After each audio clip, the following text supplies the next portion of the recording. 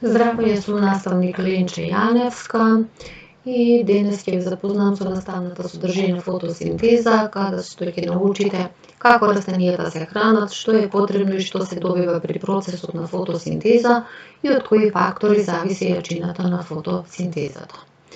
Секојдневно ви имате најразлични активности за кои што ви е потребна енергија. А дали знаете од каде ја добивате таа енергија? Вие енергијата ја добивате од храната која што секојдневно ја внесувате и претежно таа храна е готова храна, која што готова храна исто така користат и животните.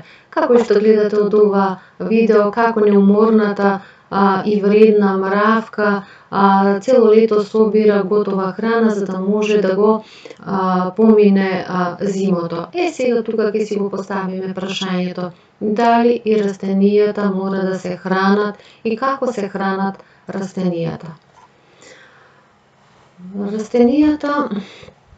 Пред да видиме како се хранат растенијата, прво да се потсетиме за животниот циклус на растенијата и треба да кажеме дека животниот циклус на растенијата започнува од семка и кога семето ќе се најде во погодна и плодна почва, настанува ртење на семето ако има поволни услови, а тоа се доволно вода и топлина.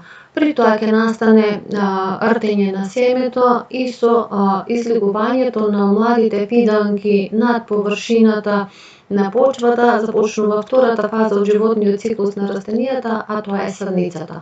И се тука да си го поставиме прашањето дали оваа садница треба да јаде, односно дали и е потребно храна за да може да израсне во возрасно растение. Да, потребно е храна, но таа храна не е готова храна, туку оваа млада садница ќе почне да си создава храна. Како? Со процесот на фотосинтеза, значи ова е процес кој што представува произведување со помош на светлина, значи тоа е значењето на зборот, зошто? Затоа што фото значи светлина, а синтеза значи произведување.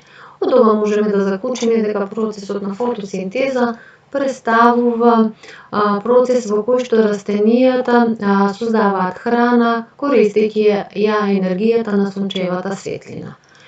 И тука можеме да кажеме дека растенијата бидејќи произведуваат храна се наречени произведувачи. Каде се одвива фотосинтезата кај растенијата? Во зелените делови, а пред се фотосинтезата се одвива во листовите на растенијата и тоа во внатрешноста на листот кој што содржи хлорофил. Ајде да видиме сега што е потребно за процесот на фотосинтеза. Потребно е сончева енергија, јаглероден диоксид, вода и потребно е хлорофил. Хлорофилот представува една зелена материја која што представува пигмент, има зелена боја и од тој хлорофил всушност е и зелената боја која што ја имаат сите растенија. Каде се одвива процесот на фотосинтеза? Рековме дека е потребно вода и растенијата таа вода ја земаат од почвата преку коренот и во нејзе се раствораат минералните материи. Водата потоа низ едни долги цевчиња патува низ целото растение и стигнува се до листовите. Листовите на површината имаат многобројни отвори кои што се викаат стоми и овие отвори низ нив влегуваат јаглеродниот диоксид и после заедно со водата во хлорофилот со помош на сончевата енергија се врши спојување на водата и јаглеродниот диоксид при што се добива храна, односно шеќер и се ослободува кислород. Понатаму таа храна, тој шеќер се разнесува во растението. Кажавме, шеќерот се распространува низ цело растение, се разнесува и таа храна, тој шеќер користи за исхрана на растението, односно за растење и за развиток, а вишокот си го складираат во нивните органи. кажавме дека се ослободува и кислород.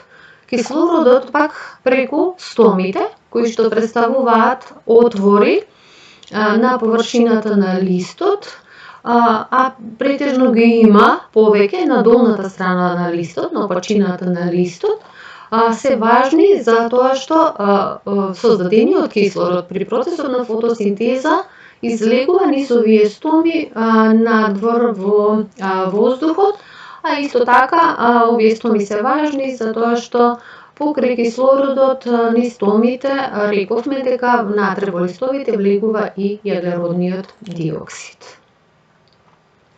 Тука имаме сега слика која што ни ја покажува исто фотосинтезата.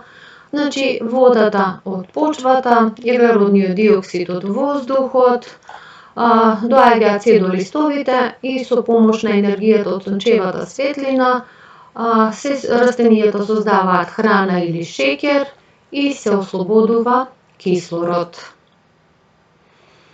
И сега кажавме дека создадениот шеќер служи на растенијето за растење и развиток, а кислородот низ стомите се испушта во надворешната средина, во воздухот, и овој кислород натаму е значаен за дишење на човекот, како и на животните и на сите други живи организми, па вклучувајќи ги тука и самите растенија. Откако се запознавме со што е потребно за фотосинтезата, како се одвива и што се добива при фотосинтезата, сега да видиме од што зависи јачината на фотосинтезата. За да се одвива нормално процесот на фотосинтеза во листовите на растенијата, потребно е да има доволно светлина, да има доволно вода, доволно количество на топлина. Но битен фактор е и големината на листовите. Колку листовите се поголеми, толку е поголема и нивната површина, а со тоа и тие можат да вршат повеќе фотосинтеза. Битен фактор е и староста на растението, па тука можеме да напоменеме дека постарите растенија послабо вршат фотосинтеза. Што ќе се случи со растенијата ако има недоволно сончева светлина? Гледате тука какво е растението, значи кога има недоволно сончева светлина, листовите се нежни и слаби, додека стеблото е крепко и гледаме дека растението не се развива правилно при недоволно сончева светлина. При премногу пак сончева светлина, гледате доаѓа до горење на листовите на растенијата, а ако има премалку вода, самото растение, тогаш доаѓа исто така до сушење на растението, до сушење на листовите. Додека пак ако има премногу вода, растението скапуваат и листовите, што значи ако го поврземе со претходното за јачината на фотосинтезата, кога рековме дека светлината и водата се битни фактори, но тие фактори треба да бидат во доволна количина. Значи се што е премалку или премногу штетно влие на фотосинтезата, па и на самиот живот на растенијата. Ајде сега тука сопрете го видеото и обидете се да напишете што беше потребно за фотосинтеза и што се добива при фотосинтезата. Значи, за фотосинтезата беше потребно вода, јаглеродиоксид, сончева енергија, а се добива шеќер и се добива кислород. Се надевам дека успешно ја решите оваа вежба. Од досега кажаното можеме да заклучиме дека растенијата представуваат главни произведувачи на храна и поради тоа ние имаме за задача да ги чуваме растенијата, а растенијата уште ќе си ги наречеме наши зелени фабрики. Зошто зелени фабрики? Затоа што тие произведуваат храна постојано и произведуваат храна не само за себе, туку тие представуваат и храна, произведуваат и храна и за животните и човекот. Тука е важно да се спомене дека овие растенија, овие наши зелени фабрики се многу значајни и даваат живот на нашата планета. Зошто? Покрај тоа што они се главни произведувачи на храна на нашата планета. Тие, кажавме дека ослободуваат и големо количество на кислород во воздухот, кој што кислород после тоа е значаен за дишење на сите живи организми. И важно е да напоменеме дека при работата на овие наши, како што си ги нарековме, зелени фабрики, растенијата вршат прочистување на воздухот, а не вршат никакво загадување. Сега тука имаме една вежба и повторно сопрете во видеото и обидете се да ја решите вежбата. Вежбата се состои од дадени тврдења, кои што секое тврдење треба да го констатирате дали е точно или неточно. Ако тврдењето сметате дека е точно, тогаш во колоната за точно ќе нацртате насмеано смајли, додека ако мислите дека тврдењето е неточно, во колоната за неточно ќе нацртате тажно смајли. Откако ќе ја решите вежбата, треба да направите споредба. Јас ќе ви ги дадам точните одговори на овие тврдења, а со тоа вие ќе си направите една споредба со вашиот добиен резултат и треба да, сега ќе ви дадам точните одговори и да направите споредба со вашиот добиен резултат. Значи гледате, треба на дадените тврдења, на одредени тврдења, да дадете насмеано смајли, а на дадени тврдења негативен одговор, односно да имате тажно смајли.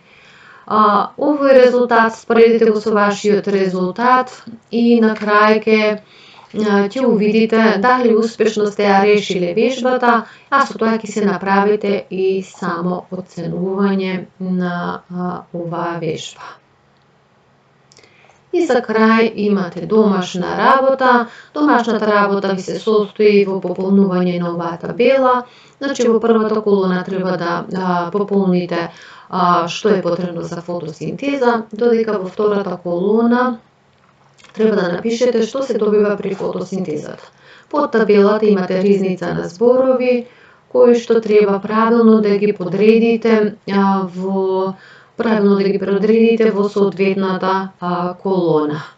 Тоа е се за оваа содржина и се надевам дека овој видеочас ќе ви помогне успешно да ги совладате знаењата за содржината на фотосинтеза. Ви благодарам на вниманието.